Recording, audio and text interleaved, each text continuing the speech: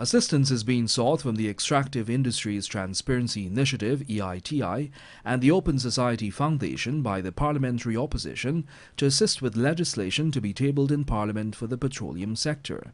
This was disclosed by opposition leader Barrett Jagdeo, who said that the idea is to have oil companies and government become more transparent in their transactions and for them to account to the people of Guyana. The moment we receive money from any oil company, that is any money from any oil company, that the Minister of Finance would have 1 week or 2 weeks to gazette the receipt, and within a month must notify the National Assembly, and the money has to be paid only into the consolidated fund or to the sovereign wealth fund. The former president added that should any of those fail, the idea is to have laws in place that will see a 10-year jail term instituted for non-disclosure of an agreement or transaction.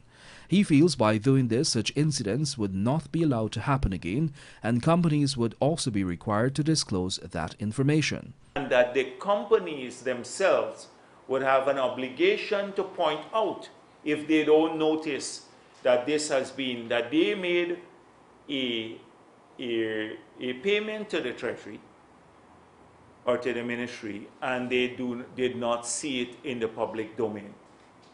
You know, or they make the companies also obligated to disclose the money that they are transferring to the country. However, the opposition leader noted that his party was still looking for drafters, while explaining that there were not many skilled persons available to put together such legislation. Jagdeo noted that this will be able to safeguard Guyana from experiencing issues of bribery and money laundering, especially in relation to the petroleum sector. In December of 2017, government had denied receiving an advance payment from ExxonMobil of US $18 million. However, a leaked document that was seen by this newscast proved that the administration was fully aware of receiving the sign-in bonus granted by the same company, as a request was also made to open an account at the central bank. The money was kept outside of the consolidated fund for a long time, until recently when a tranche for the Guyana border case was deposited. The rest remains in a private account at the central bank. This sector will most likely attract greater level of investment over the next few years, starting in 2020 when oil production is expected to begin. Samuel Sugnandan, The Evening News.